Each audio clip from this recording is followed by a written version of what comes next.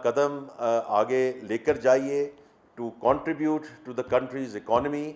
हमारी तरफ से जो भी चीज़ हो सकी जिसमें हम आपको कुछ सहूलत फराहम कर सकें, सिंप्लिसिटी ला सकें, वो इंशाल्लाह हम आपके साथ पहले भी इंगेज रहे हैं, अब भी इंगेज रहेंगे।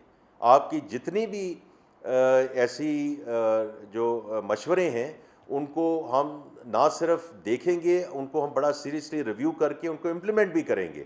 अब भी जो फॉर्म अब एफबीआर की वेबसाइट पे है, आप सब लोग उसको देख सकते हैं कि उसमें हमने कितना उसको सिंप्लीफाई करके उसको आसान कर दिया है ताकि इस सहूलत में आप टैक्स की तरफ कंट्रीब्यूट कर सकें।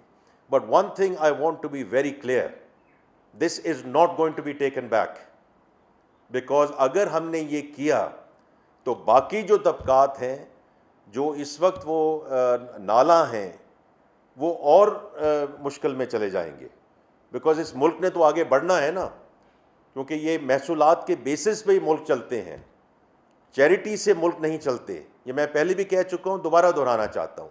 तो इसलिए मेरी बड़ी गुजारिश है सबसे, ख़ास तौर पे मेरे जो होलसेलर्स, डिस्ट्रीब्यूटर्स, रिटेलर्स जो मेरे भाई बहन हैं, कि इसमें हमारी आप मदद कीजिए और हम ये पूरा जो टैक्स है ये हमें इस साइड पे लेकर जाना पड़ेगा। आखिरी जो मैं बात करना चाहता हूँ टैक्स के सिलसिले में, जो हम डिजिटलाइजेशन कर रहे हैं, जो हम इन्फोर्समेंट कर रहे हैं, वो इंशाल्लाह उसके आप जो उसके इम्पैक्ट है वो हम इंशाल्लाह सितंबर में देखना शुरू कर देंगे। और एक और चीज़ मैं बात कहना चाहता हूँ कि देखिए ये बड़ा आसान होता है, क्योंकि अखबारों में ये आया which is a statement of fact, because FBR ने ये वीकेंड पे ये बात की है और उन्होंने एक्चुअली प्रेस रिलीज़ की है कि हम 98 बिलियन से शॉर्ट हैं। अब इसका दूसरी साइड पे देखिए कि बड़ी आसान चीज़ होती है कि कुछ चीज़ें रोक लें, कुछ चीज़ें सुस्त रफ्तार कर दें एट्सेट्रा।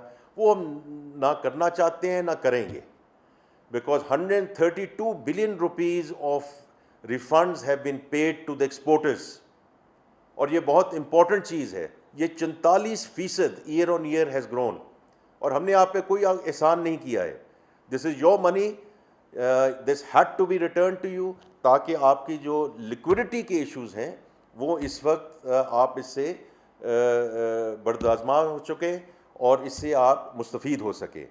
तो ये हम उस मैथ के चक्कर में हम नहीं जा रहे हैं कि जी ये रोक दें, ये कम कर दें, ये तो हमें इकॉनमी का पहिया भी चलाना है और अपने टैक्स रेवेन्यूज़ जो महसूलात हैं उनको भी हमने आगे लेकर जाना है। आखिरी चीज़ जो मैं बात करना चाहता हूँ इज़ अराउंड राइट साइजिंग, क्योंकि उस कमेटी को मैं चेयर करता हूँ, प्राइम मिनिस्टर उसको ओवरसी करते हैं, कैबिनेट में हम उसको लेकर जाते हैं। तो मैं बड़ी क्लियरली ये बात करना चाहता हूँ, we are very very clear that the size of the federal government will come down, but उसका एक मेथड है, उसका एक तरीक़ाकार है।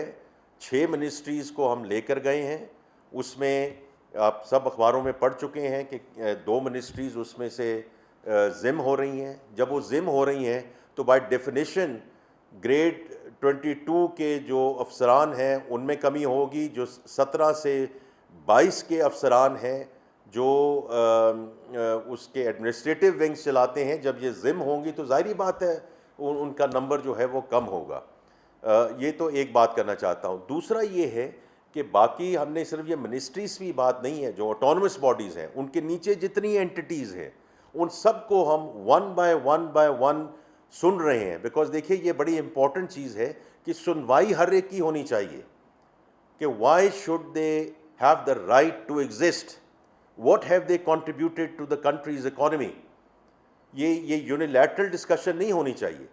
तो हमने उनको सुना, उसके मुताबिक जितने डिपार्टमेंट्स बंद करने हैं वो हम बंद कर रहे हैं, जितने एंटिटीज़ को हमने क्लोज़ करना है वो क्लोज़ कर रहे हैं, जो डिवॉल्व करना है वो डिवॉल्व कर रहे हैं।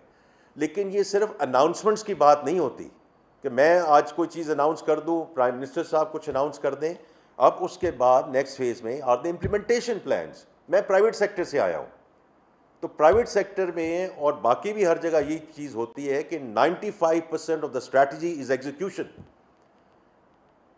इतनी हम बड़ी बड़ी बातें करके और आगे निकल जाएं तो हमने कहा कि जी 2 हफ्ते के अंदर अंदर हमें इम्प्लीमेंटेशन प्लान चाहिए। इम्प्लीमेंटेशन प्लान का मतलब क्या है? पीपल, रिसोर्सेज, जो उसके जो कोई लिटिगेशन में मामलात हैं, कोई एसेट्स उनके अंडर एडमिनिस्ट्रेशन है, कोई उनकी प्रॉपर्टीज़ हैं जो उनके साथ हैं, इन सब के साथ हमने एक मैनेजेबल ट्रांजिशन करनी है ना, ताकि एक स्मूथ ट्रांजिशन हो सके एज वी गो फॉरवर्ड। ये 6 मिनिस्ट्रीज़ हो गई, अगली 5 मिनिस्ट्रीज़ को हम अब लेकर आ रहे हैं once we deal with the implementation plans है। इसी तरह 5-5, 6-6 मिनिस्ट्रीज़ हम लेते जाएंगे, उन पे एक्शन लेते जाएंगे, इम्प्लीमेंटेशन होगी, इम्प्लीमेंटेशन को हम इंशाल्लाह आगे लेकर चलेंगे। क्योंकि ये जो बात हो रही है कि बड़े बड़े अफसरान को छोड़ दिया गया है, इसमें लेजिस्लेटिव एजेंडा की ज़रूरत है। जो हमने इसको बड़ी खुल के बात की है कि सिविल सर्वेंट एक्ट जो है 1973 का, उसमें हमें लेजिस्लेटिव चेंजेस लानी है, उसमें हमें अपने कोलिशन पार्टनर से बात करके उसको हमने असेंबली में लेके जाना है, वहाँ से हमने ये पास करवाना है। तो ये जो इम्प्लीमेंटेशन है, अगर हम, बड़ी आसान बात है हम अनाउंसमेंट कर दें और कहें कि जी फिर, क्योंकि इससे पहले भी 2019 में भी ये चीज़ें पेश हो चुकी हैं, क्यों नहीं हुआ अभी तक? इतना बड़ा प्लान एक पेश किया गया 2019 की कैबिनेट में, वो क्यों नहीं इम्प्लीमेंट हुआ? वो इसलिए इम्प्लीमेंट नहीं हुआ कि आगे इम्प्लीमेंटेशन प्लान जो है वो नहीं था। And you have to take it in terms of bite size, announce करें, इम्प्लीमेंट करें, आगे चलें। तो इंशाल्लाह जी हम इसको आगे लेकर जाएंगे। जो IMF वाली डिस्कशन है, मैं उसमें जो स्टाफ लेवल एग्रीमेंट है उसमें तो जुलाई में हो गया, इस वक्त we are in advance stages in terms